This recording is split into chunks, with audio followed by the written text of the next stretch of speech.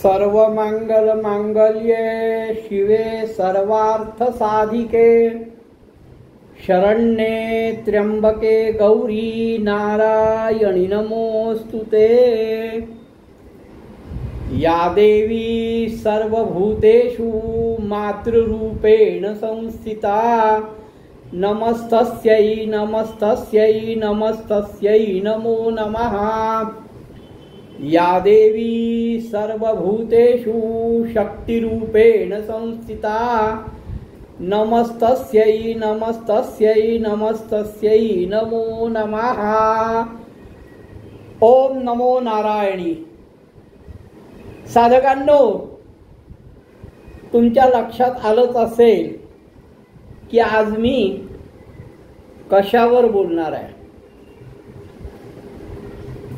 गणपतीवर आपण बोलणं झालं, ऋषी पंचमीवर बोलणं झालं, त्यानंतर 2 दिवस माझी प्रकृती ठीक नव्हती, त्यामुळे मी आपल्या समोर येऊ शकलो नाही। आता प्रकृती बरी आहे, चिंता करण्याचं कारण नाही। आज मी बोलणार आहे ते गौरी आवाहन, पूजन आणि विसर्जन, आणि त्यातल्या त्यात मूळ मुद्दा जो आहे तो ओवसा, ओवसा, वसा बिसा नाही, ओवसा असा खरा शब्द आहे। हा ओसा माहेर वासनीचा असतो, मग तो सासरी पुजतात का, असं अनेकांचं मत आहे। ओवसा याचा नक्की अर्थ काय, या गोष्टीवर थोडाफार मी प्रकाश टाकण्याचा प्रयत्न करणार आहे। परवा म्हणजे 2 दिवसापूर्वी भाद्रपद शुद्ध सप्तमीला अनुराधा नक्षत्रावर गौरीचं आवाहन झालं। आता ही गौरी एकटी येत नाही बरं, त्या दोघी बहिणी येतात, म्हणून त्यांना ज्येष्ठा आणि कनिष्ठा असं म्हटलं जातं। गौरी ही गणपतीची आई आहे, म्हणजेच पार्वती आहे, आणि तिच्या बरोबर येणारी जी दुसरी आहे ती लक्ष्मी आहे। ती पार्वतीची थोरली बहीण मानली जाते। भाद्रपद चतुर्थीला प्रथमतः गणपती येतो, आणि त्या गणपतीची आपण पूजा अर्चा, त्याचा मान सन्मान हे आपण व्यवस्थित करतो आहे की नाही, त्याचा पाहुणाचार व्यवस्थित होतो आहे की नाही, हे जाणून घेण्यासाठी, हे बघण्याकरता, बरोबर आहे, आईला मुलाची काळजी असते, त्यामुळे आपल्या मुलाचं व्यवस्थित पाहुणाचार होतोय की नाही हे बघायला 3ऱ्या दिवशी आई येते, आणि ती जास्त दिवस थांबत नाही, ती 3च दिवस थांबते। पहिल्या दिवशी येते, दुसऱ्या दिवशी आपल्या मुलाबरोबर तो पाहुणाचार स्वीकार करते, आणि 3ऱ्या दिवशी ती जाते। हे तिला माहेरचं सुख मिळावं, म्हणजे गौरी आवाहनाचा ओसाचा मूळ उद्देश हा माहेर वासनीं करता आहे, म्हणजे ओसा हा माहेरी केला जातो असं म्हटलं तर ते वावगं ठरणार नाही। गौरी पूजनाचा निमित्ताने माहेर वासनीचा थाटमाट होतो, आणि माहेर वासीनच जास्त काळ मुक्काम करत नाही। सप्तमीला येते, अष्टमीला जेवते, आणि नवमीला तृप्त होऊन सर्वांना आशीर्वाद देऊन स्वगृही जाते। आता भाद्रपद गणपती पाठोपाठ गौरीचं आगमन होतं, तिचं माहेर पण होतं. मी मुद्दामून वारंवार सांगतोय, माहेरपण माहेरपण माहेरपण म्हणजे गौरीचं पूजन हे माहेर वासनीचं पूजन आहे.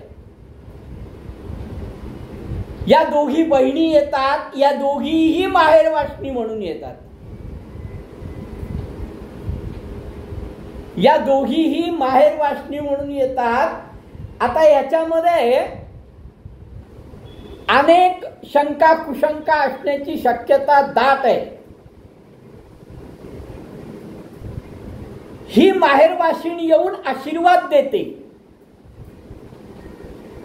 भाद्रपद महिन्यात ही माहेरवासिनी येऊन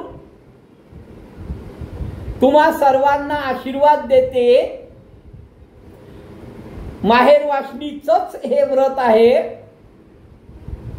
संपूर्ण देशामध्ये म्हणजे फक्त महाराष्ट्रामध्ये किंवा कोकण परिसरातच गौरीचं फार महत्व आहे असं काही नाही. संपूर्ण देशात गौरीचा सण हा मोठ्या उत्साहात साजरा करतात. तुम्हाला कदाचित माहित नसेल तरी ही परंपरा प्रांतानुसार वेगवेगळ्या राहणाऱ्या लोकांनी आपल्या ठिकाणच्या प्रथेनुसार ही परंपरा चालू केली किंवा अजून अबाधित आहे. आता या परंपरेनुसार काही ठिकाणी गौरीला आई म्हणून संबोधलं जातं, तर काही ठिकाणी गौरीला बहीण म्हणून संबोधलं जातं. परंतु प्रचलित धर्मशास्त्राच्या प्रथेनुसार माता गौरी ही पार्वतीचा अवतार आहे. गौरी ही गणपतीची माता आहे. म्हणून काही ठिकाणी, कारण या दोघी जणी येतात, लक्ष्मी पण येते आणि गौरी पण येते, म्हणून या सणाला काही ठिकाणी महालक्ष्मी पूजन असंही संबोधलं जातं. पद्मपुराणानुसार, पद्मपुराणामध्ये याचा सुंदर उल्लेख आहे. पद्मपुराणामध्ये समुद्र मंथनातून विष निघाल्यानंतर ज्याची उत्पत्ती झाली ती म्हणजे गौरी. लाल वस्त्र परिधान करून तिची उत्पत्ती झाली. तिला 4 हात होते. एका हातामध्ये बघा, तिच्या हातांची गणना आणि तिच्या हातात काय आहे याचा अभ्यास करा. तिच्या एका हातामध्ये म्हणजे अभय मुद्रा आहे, म्हणजे तो आशीर्वादात्मक हात आहे. दुसऱ्या हातामध्ये वर म्हणजे पुन्हा आशीर्वाद आहे. तिसऱ्या हातामध्ये बाण आणि चौथ्या हातामध्ये धनुष्य. आणि ही चतुर्भुजा गौरी समुद्र मंथनातून जशी बाहेर आली आहे तशी ती कमळावर विराजमान आहे. हिचं ठिकाण पिंपळ हे तिचं निवासस्थान आहे. बघा, विचार करा या सगळ्या गोष्टीचा. पिंपळ हे निवासस्थान, हातामध्ये असणारी आयुध. पौराणिक मान्यतेनुसार राक्षसांना पीडित पृथ्वीवरील राक्षसांनी ज्या स्त्रियांनी आपल्या पतीच्या रक्षणाकरता गौरीकडे आश्रय घेतला होता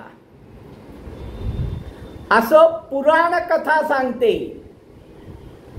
या गौरीचा मूळ उद्देश राक्षसांचा संहार आहे.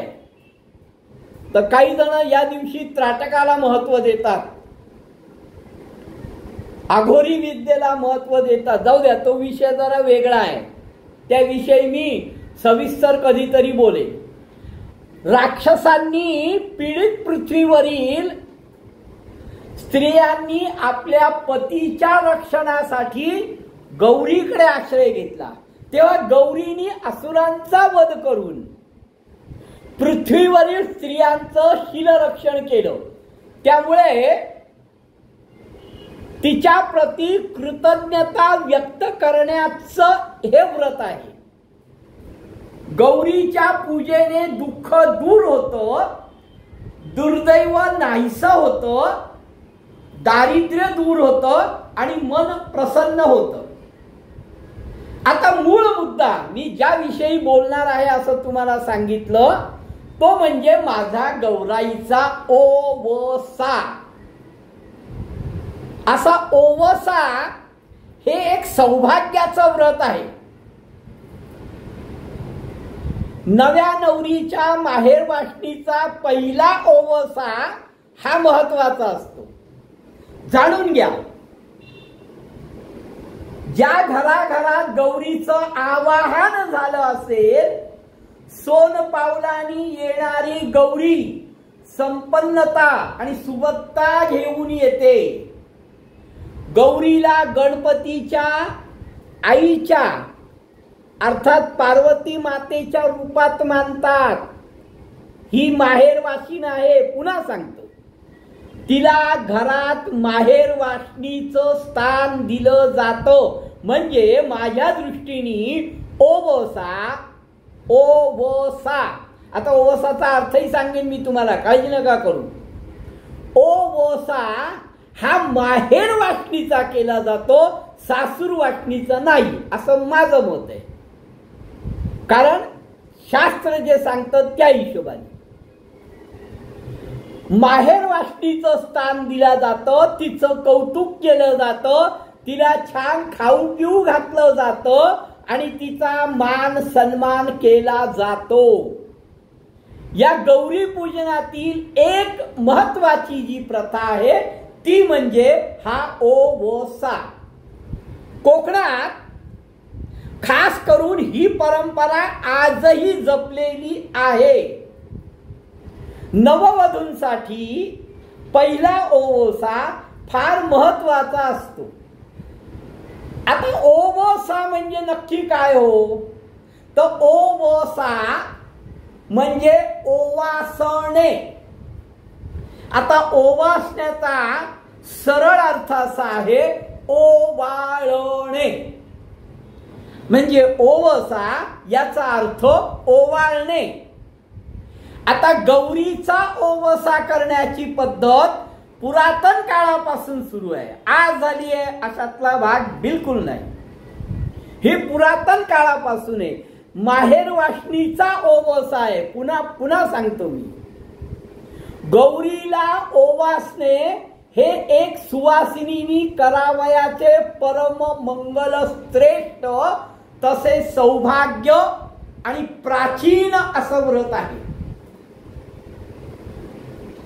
ओवसाबद्दल आणखीन काय आहे तर ओवसा हे एक सौभाग्य व्रत आहे. मी तुम्हाला सांगितलं, ओवसा नवीन लग्न झालेल्या सुवासिनीनी गौरीला ओवसायला येतात, म्हणजे माहेरवाशिणी येतात.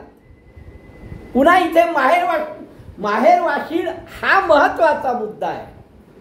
गौरीला ओवसायला नवीन सुवासिनी येतात, म्हणजे गौरीला ओवाळण्याकरता येतात.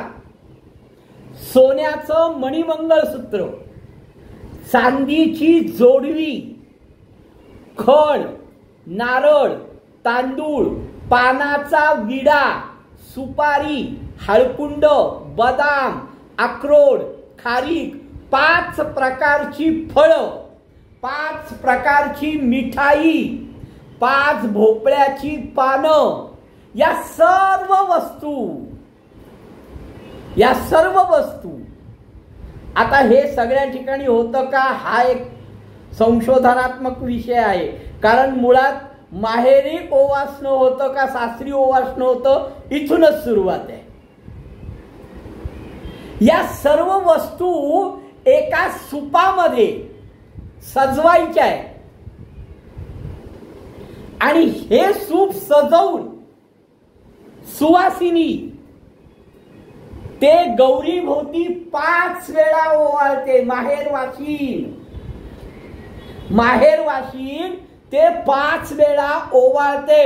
नंतर ते सूप गौरीच्या समोर ठेवतात.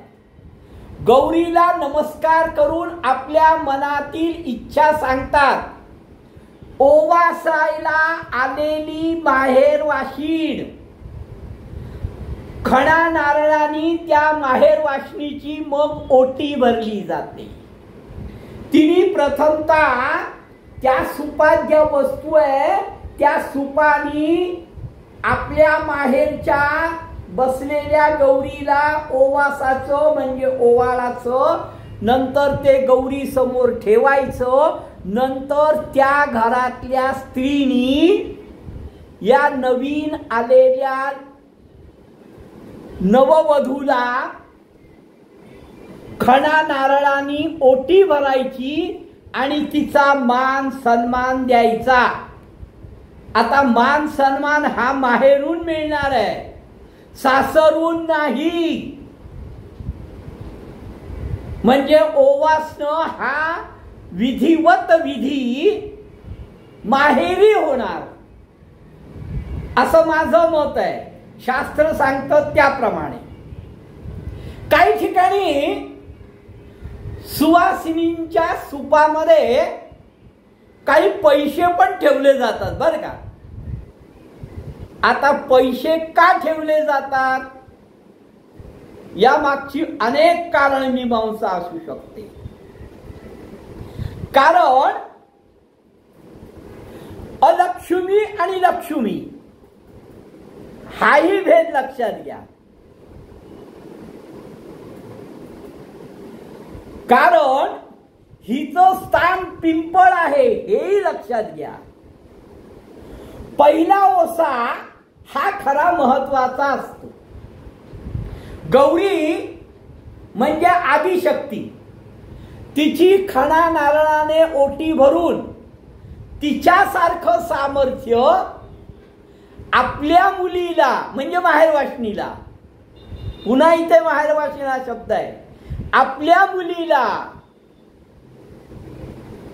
हा मिळावं हा या प्रथेमागचा मूळ उद्देश आहे. की त्या गौरी सारखं सामर्थ्य माझ्या मुलीला, मग सून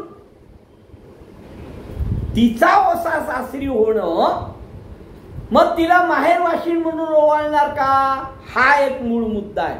अशा अनेक काय देशकाल परिस्थिती बदलते. मुंडे मुंडे मतिरी भिन्ना. गौराईची पूजा करून तिच्याकडून आशीर्वाद घेण्यासाठी हा सण. आता गौराईची पूजा म्हणजे पुन्हा इथे माहेरवाशीणच. म्हणजे थोडक्यात हा 3 दिवसाचा जो पूर्ण कार्यक्रम आहे हा माहेरवाशिणीशीच संबंधित आहे. कारण माहेरवाशीणच आपल्या माहेरच्यांना आशीर्वाद देऊ शकते. सासरी तिला नतमस्तक व्हावं लागतं. हा सण प्रत्येक नवीन लग्न झालेल्या सुनेसाठी फार महत्वाचा मानला जातो. याबद्दल कोणाचंच दुमत नसावं. पण त्याचबरोबर तिच्याकडे असणारे भरलेले सूप, माहेरवाशिणीकडे असलेलं भरलेलं सूप हे घरातील सुबत्तेचं लक्षण मानलं जातं. भरलेलं सूप देणं हे ऐश्वर्याचं आणि मांगल्याचं प्रतीक मानलं जातं. मग घरातल्या घरातच तुम्ही भरलेलं सूप देणार आहात का? जर सासूरवासिनीचा ओवसा तुम्ही केला म्हणजे सासूरवासिनीला ओवाळलं तर तुमच्याच घरातलं तुमच्या घरात दिलं असं होणार नाही का? तर ओवासा हा माहेर वासनीचा आहे हे यावरनं तरी सिद्ध होऊ शकतं. नववधू सासरचे कुळ पुढे घेऊन जाणार असते. सासरच्या प्रत्येक सणावारात समारंभात तिला मान सन्मान मिळावा म्हणून आम्ही हा पहिला मान दिलाय. तिची सगळ्यांसोबत या निमित्ताने ओळख व्हावी की ही कुठल्या पद्धतीची आहे. हिचा आम्ही मान सन्मान केला, असाच मान सन्मान तिचा सगळीकडे हो.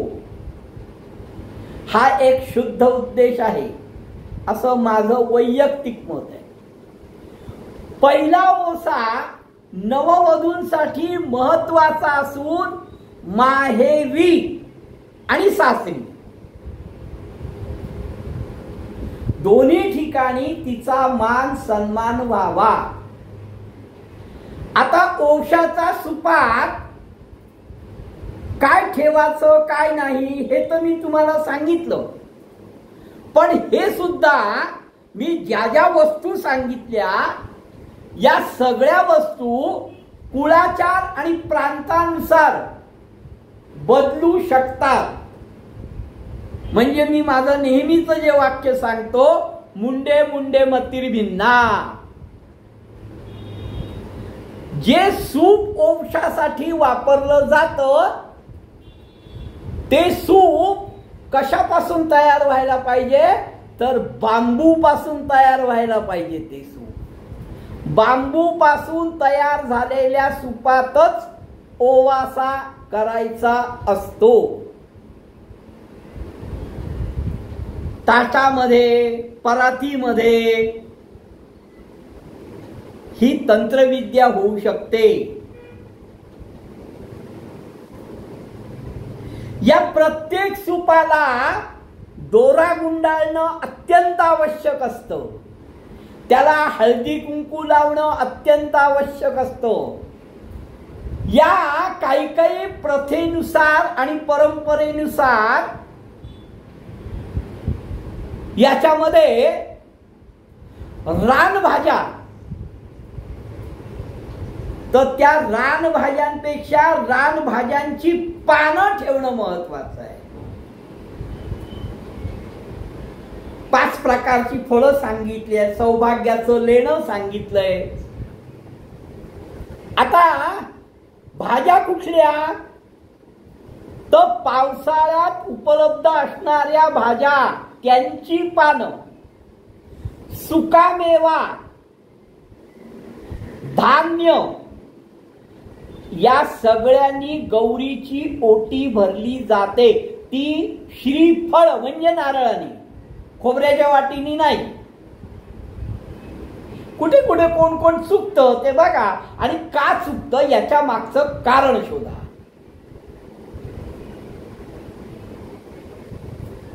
ही 5 किंवा 10 सुपे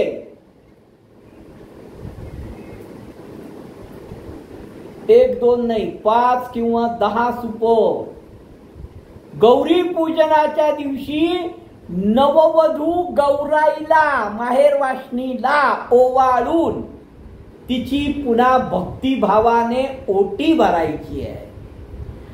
त्यानंतर ती ते सूप माहेर आणि सासरच्या ज्येष्ठ मंडळींना दिली जातात. माहेरच्या पण ज्येष्ठ आणि सासरच्या पण ज्येष्ठ. किती 5 किंवा 10 सूप ओवाळायची आहेत आणि ती माहेरच्या आणि सासरच्या ज्येष्ठ मंडळींना देण्यात येतात. या सुपांच्या बदल्यात त्या नववधूला काही भेट वस्तू मिळतात. प्रत्येक घरात आपापल्या ऐपतीप्रमाणे वसा असाच केला पाहिजे, वसा तसाच केला पाहिजे, वसाला हेच असलं काहीही नाही. ऐपतीनुसार ओवसा करायचा असतो, पण तो माहेर वाटणीचा करायचा असतो. म्हणजेच ओवसा याचा सरळ अर्थ मी काढला. समजा ओवसा म्हणजे एक प्रकारे माहेर वाटणीचं कौतुक. हा एका शब्दात सगळं येतं. सासरू वाटणीचं नाही, माहेर वाटणीचं कौतुक माहेरी, किंवा माहेर वाटणीचा मान सन्मान कसा करावा ही पद्धत ओवसानी शिकवली. कोणाचा समान सन्मान? माहेर वाटणीचा. मग माहेर वाटणीचा ओवसा सासरी होऊ शकतो की नाही असा अनेक जणांची शंका आहे. बर ओवसा सुपात नच करावा, मग परात आणि ताट हे कशाला? श्रीफळानी ओटी भरावी, अनेक गोष्टी आहेत त्याच्यामध्ये. आणि एकदा जर पहिला ओवसा झाला तर दरवर्षी एक सजवलेलं सूप घेऊन त्या गौराई समोर ओवसा केला जातो. पहिला ओवसा केला तर एक सजवलेलं सूप घेऊन त्या गौराई समोर ओवसा केला जातो. आता अनेक ठिकाणी अनेक प्रकारच्या अनेक पद्धती आहेत. काही अल्पबुद्धीनी केलेल्या कल्पना किंवा पद्धती आहेत, तर काही आम्हाला सगळं कळतं, आम्ही ज्ञानसंपन्न आहोत या हिशोबाने केलेल्या पद्धती आहेत. आता तुम्ही चांगलं करता का वाईट करता याच्याशी काही संबंध नाही. प्रश्न असा आहे की आम्ही एवढे सगळे कुलधर्म कुळाचार करतो, तरीही आम्हाला सुख शांती लाभत नाही. या मागची कारण मीमांसा काय आहे, तर याविषयी मी तुम्हाला सविस्तर अजून एक विवेचन येत्या 2 दिवसात निश्चित देईन. नमो नारायणी.